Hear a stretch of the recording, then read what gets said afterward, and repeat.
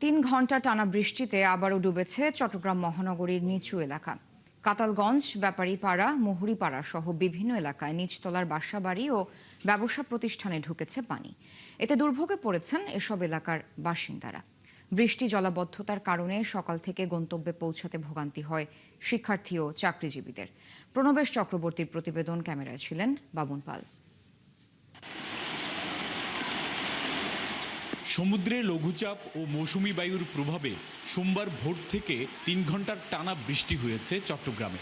এতে নগরীর কাতালগঞ্জ, ব্যাপারীপাড়া, মুহুরীপাড়া সহ বিভিন্ন এলাকায় পানি জমেছে।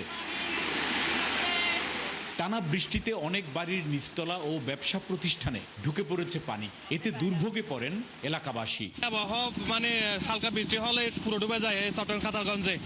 আমরা ব্যবসা করতে পারতেছি না, অনেক ক্ষয়ক্ষতির মধ্যে আছি। প্রতি সপ্তাহে একবার দুইবার হয় এইভাবে, প্রতি সপ্তাহে মানুষের ভোগান্তি করতে হয়।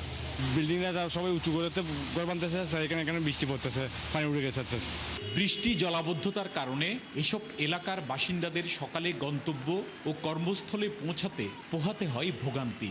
পানিগুলা নালার কারণে একমাত্র সমস্যা হইতেছে। এই নালা ধরে ভাই পরিষ্কার হইতো, এলাকার কোথায় পানি উঠতো না।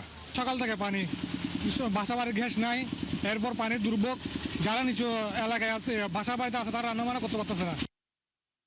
তবে দুপুর 12টার পর বৃষ্টি কমলে নিচু এলাকা থেকে দ্রুত পানি নামতে শুরু করে। নগরীর পানি নিষ্কাশন ব্যবস্থা স্বাভাবিক রাখতে সিটি কর্পোরেশন কাজ করলেও ময়লা আবর্জনায় নালাগুলো আবার ভরাট হয়ে গেছে। এজন্যেই কোথাও কোথাও পানি জমেছে বলে স্বীকার করেন সিটি কর্পোরেশনের এই কর্মকর্তা। রাস্তাগুলো আস্তে আস্তে হয়তো উঁচু করবে, এগুলো বিল্ডিং এর সাথে একটা অ্যাডজাস্টমেন্টের ব্যাপার আছে। অ্যাট প্রেজেন্ট যেটা এই এলাকা দুইটা, 1 নম্বর রোড আর 2 নম্বর রোড, সাথে 4 নম্বর রোডে উর্দু গলি, যেটা ওদিকে পানির ফ্লোটা কন্টিনিউ করার জন্য আমরা কন্টিনিউয়াস এরকম বৃষ্টি হওয়া মাত্র আমরা লোক ইউজ করি, সো দ্যাট ফ্লোটা কন্টিনিউ হয়। এটা আমরা চলমান রাখছি। চট্টগ্রামে সকাল 9টা পর্যন্ত 24 ঘন্টায় 189 মিলিমিটার বৃষ্টিপাত রেকর্ড করা হয়েছে। বৃষ্টিপাত আরও কয়েকদিন থাকতে পারে বলে জানিয়েছে আবহাওয়া অধিদপ্তর। প্রণবেশ চক্রবর্তী, 71, চট্টগ্রাম।